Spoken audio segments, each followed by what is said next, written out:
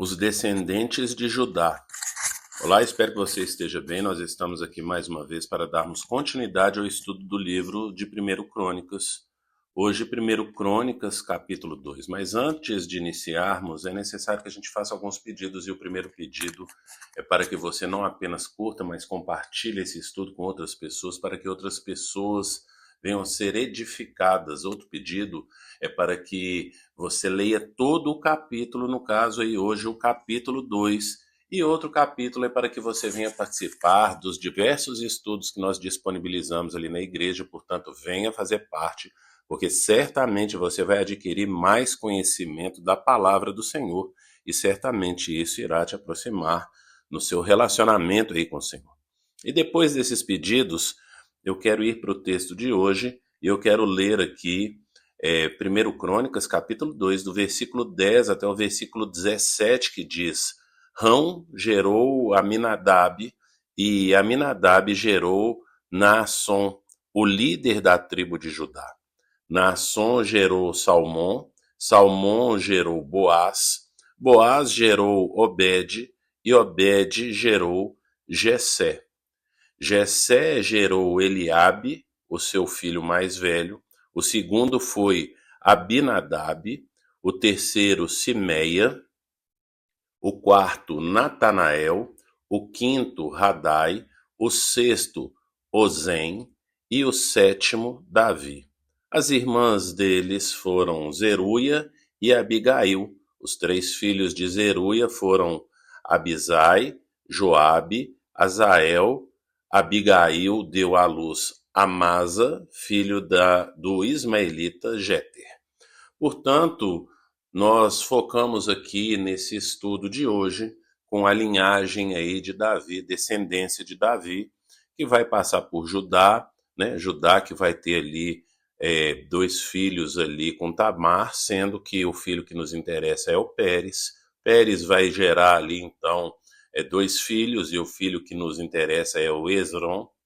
E então o Esrom, ele vai aí dar aí descendência para Rão, e aí Rão gerou Abinadab, que é o texto que nós lemos aí. Portanto, queremos frisar aqui no estudo de hoje essa genealogia de Judá chegando até Davi, o rei Davi. E como nós dissemos ontem,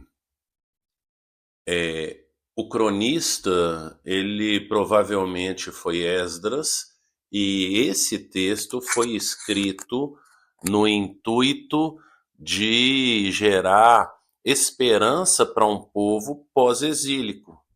Provavelmente, esse texto foi escrito cerca de 100 anos depois ali do retorno do exílio do povo de Israel. E algo que nós precisamos salientar aqui no estudo de hoje é que, como ontem nós tratamos ali da descendência, começando ali de Adão, nos primeiros versículos de Adão até Noé, ali no capítulo 1 ainda passa pela descendência de Sem, passa também ali dos descendentes de Abraão, passa ali também pelos descendentes de Esaú, passa ainda pelos descendentes de Seir. E depois, então, chegando os reis e os chefes de Edom, isso tudo aí no capítulo 1. E o capítulo 2 vai iniciar, então, com os filhos de Israel, e aí entra no nosso tema aí, o restante de todo o capítulo, a partir do versículo 3, que são os descendentes de Judá. Então, o que nós precisamos perceber aqui no estudo de hoje? Que existe uma intenção do autor de falar da origem da criação, que existia, portanto, aí um propósito quando Deus criou a humanidade, e que esse propósito ele tem alguns viés ao longo da história. Então, de Adão, ele vai pular logo ali no início do capítulo de ontem, né, para Noé, depois de Noé vai pular para Abraão, não é verdade? Abraão, que é o pai da fé, que é a origem, então, aí do povo do povo judeu, mas vai falar também aí dos edomitas, que também são descendentes aí do povo de Abraão, mas que Deus tem um propósito com o povo de Israel. E, portanto, aí o título, né, aí o início, os 2 primeiros versículos do capítulo de hoje, que vão tratar a respeito dos descendentes de Israel e vai entrar, portanto, aí na linhagem de Judá. Algo que também ainda é importante nós destacarmos no estudo de hoje é que ao longo dos capítulos, como nós falamos aqui no estudo de ontem, do capítulo 1 até o capítulo 9, vai tratar então aqui em 1 Crônicas a respeito de genealogias. Então, algumas genealogias que serão destacadas é essa aqui de Judá, também vai destacar a descendência de Benjamim e a descendência dos levitas. Portanto, por que será que o autor do livro ele vai diante dos 12 tribos, diante dos 12 filhos de Israel, ele vai se importar de uma forma mais veemente com esses 3, mas principalmente com o de Judá? Ele quer mostrar, portanto, essa origem de Israel com a ascensão, então, de reinados. O primeiro rei sendo Saul, Saul sendo da origem ali da tribo de Benjamim, e depois Davi, que é o segundo rei, e a partir daí a dinastia davídica. Lembrando também ainda que com Roboão, filho de Salomão, então vem Davi, o segundo rei, Salomão, o terceiro rei, Roboão, o quarto rei. Com Roboão, o reino é dividido, então vai surgir aí então na divisão do reino o reino do norte e o reino do sul, sendo que o reino do norte vai ficar ali com as 10 tribos de Israel e o reino do sul com 2 tribos, que é a tribo então de Judá e de Benjamim, e aí eles vão destacar, portanto, essa tribo então aí de Judá, que é então a partir daí a dinastia davídica. No reino do norte, né, na divisão ali com Roboão, neto de Davi, filho de Salomão, o reino é dividido, então Roboão fica com o reino do sul, como falamos as 2 tribos, Judá e Benjamim, mas Jeroboão fica com o reino do norte, e o reino do norte passa por 9 dinastias, 9 famílias distintas, 9 famílias diferentes, e depois ela vai para o exílio, então, assírio, por volta do ano 722, 721 a.C. Portanto, agora, quando o cronista vai contar a história, nós vamos perceber a diferença que existe entre o escrito de crônicas e o escrito de reis. Reis vai tratar tanto dos reis do norte como dos reis do sul. Crônicas vai tratar apenas dos reis do sul. Por quê?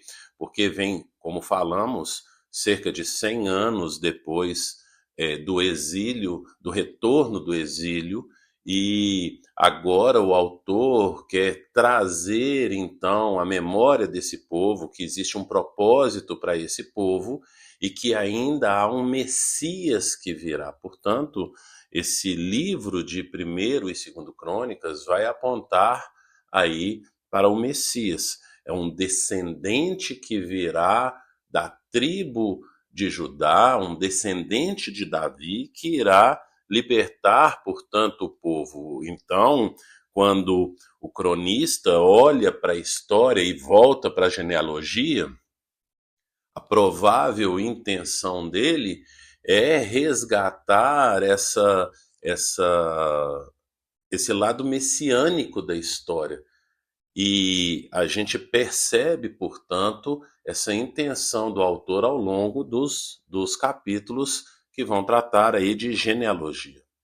Algo que é necessário a gente destacar aqui é que existe aqui uma diferença entre a genealogia aqui, não é verdade? Falando a respeito dos filhos, portanto, dos filhos aí de Jessé, pai de Davi, porque no texto aqui de 1 Crônicas, Davi é o 7º filho, e no livro de 1 Samuel, lá no capítulo 17, do versículo 12 até o 14, a gente vai perceber que Davi lá é o oitavo.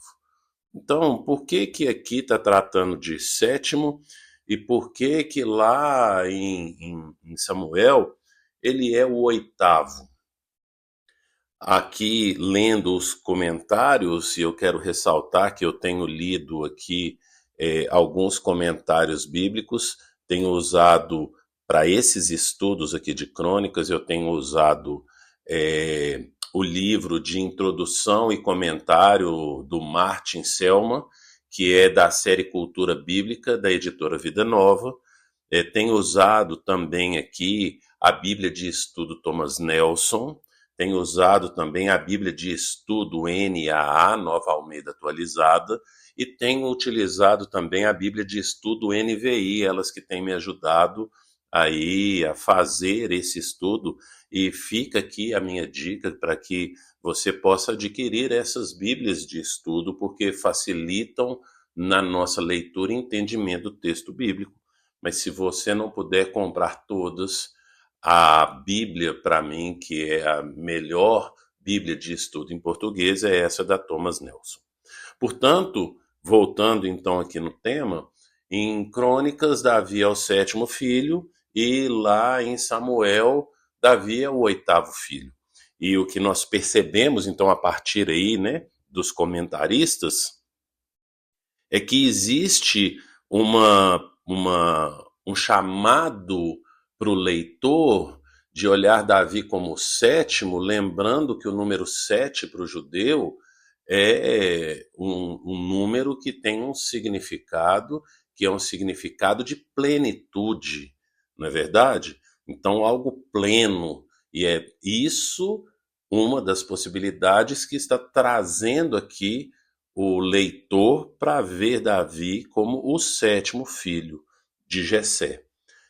O que a gente pode perceber também, como falamos no estudo de ontem, é que o autor aqui de Crônicas, ele faz uma condensação da genealogia, então ele não vai citar todos, mas apenas aqueles que interessam, e portanto uma possibilidade aqui de não trazer o nome do oitavo filho de Jessé é porque existe a possibilidade desse oitavo filho ter morrido logo nos primeiros anos e, portanto, não constar aqui. Então, pode ser que seja o oitavo filho, assim como no caso, por exemplo, dos filhos de Israel, não é verdade? Então, Israel, Jacó, ele teve 12 filhos, sendo que os 12 filhos tem 6 com Lia, né? Tem 2 com a Raquel e tem 2 filhos com cada uma das concubinas que ele tem. E aí a hora que você vai perceber a genealogia, a ordem dos filhos aqui em 1 Crônicas, no capítulo 2 aqui, né, que nós estamos estudando hoje aí, no versículo 1 e no versículo 2, a gente vai perceber aí que vem a ordem não dos filhos na sua ordem, mas das esposas. Então, você vai perceber que não existe ali essa ordem, né? Então você vem lá, por exemplo, voltando aqui então no versículo 2 aqui, que vem com Rubem, Simeão, Levi, Judá, Issacar e Zebulon, não é verdade? E aí depois vem Dan, e aí é o sexto filho lá de Lia, depois vem José e Benjamim, depois vem Naphtali, Gad, Aser, e aí a gente vê então que não tem uma ordem muito certa, e a gente percebe a partir daí que o autor aqui ele não está muito preocupado com essas ordens de nascimento como se para nós fosse isso importante.